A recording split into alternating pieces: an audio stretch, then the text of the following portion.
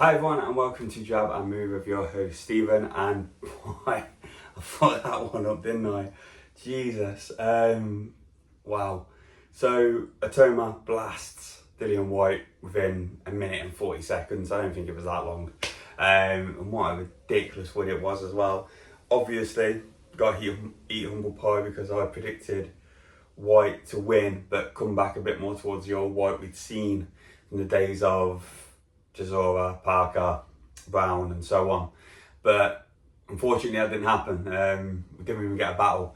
I seen it from about 20-30 seconds in. Itauma and Whyte just pulling back on the defensive. Itauma took the centre of the ring and that was it. Second he clocked in one, it was game over. And it's a bit of a shame really, because first of all, you don't want to see someone who you like as a fighter go out that way, and I don't think that's the way Itauma and Whyte should have gone out. He should have gone more on his shield and really tried to put in an even better performance than that, because that was just nothing.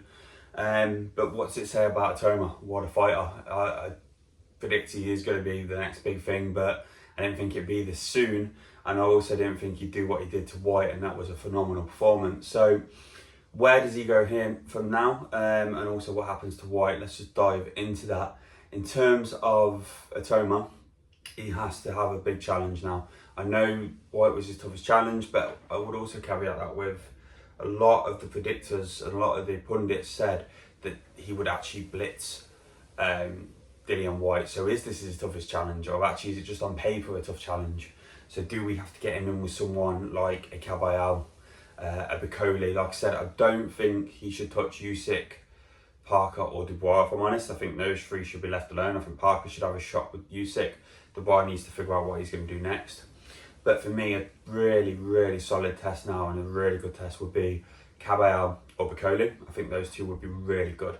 I would like to see him with Caballero, because I think Caballero could be the next big thing as well, and the next cab off the rank. So what does he do with Itauma, and what does Itauma do with him? I think that'd be a really interesting fight, and I would really like to see that. So for me, Caballero or Bicoli should be the next one for him. He's got to step up now. It's got to be for potentially one more fight before the world title shot, given what might happen with Parker and Usyk, and go from there. Obviously, if Usyk vacates the WBO, then it's going to be Parker and Itauma most likely, which is interesting, and that's something we'll talk about in another video. But for me, Caballero, Bicoli, simple as that. This is the next level. See what he can do to achieve these goals. So, Itauma and Whyte, what of him? It's a shame really, because like I said, I wanted to see the old Itauma and Whyte. I thought physically he looked the old Itauma and Whyte, but obviously mentally, and I just think in terms of fight left in him, it just gone. And it was something that was interesting, because I said this about Joshua when it happened, that the fight had left him, and we've seen that now with Itauma and Whyte. The fight's left him. What is he in the ring for? If he's not in there to win, yes, it's a big bag of money, but if you're not going to be in there to compete and win, it becomes then an exceptionally dangerous sport. It's already a dangerous sport. It becomes life-threatening at that point. So for me personally, we've seen people come back before, but not from this. I think he has left the ring mentally, and I think he's done. So for me, I would like to see him retire and just obviously run off to sunset with the money that he made from this fight and many others, and enjoy his life and do something possibly in punditry or whatever he wants to do from there. And I gotta say it, because like I said with Joshua, I said the same thing. Both have been dismantled by Itauma and Dubois, and they both should look at that next route. I don't think either should be coming back, but that's my humble opinion. Let me know what your thoughts are, guys. Like I say, what do you reckon?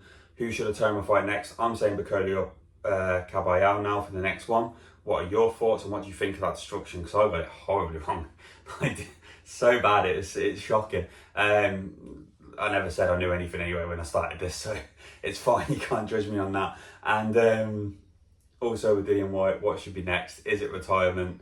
And should he just run off into the sunset and say thank you very much, he's got what he wanted from the sport, and piss off? So let me know your thoughts, guys. I look forward to hearing from you. Please don't forget to like, comment and subscribe, and hopefully I'll get a prediction right soon.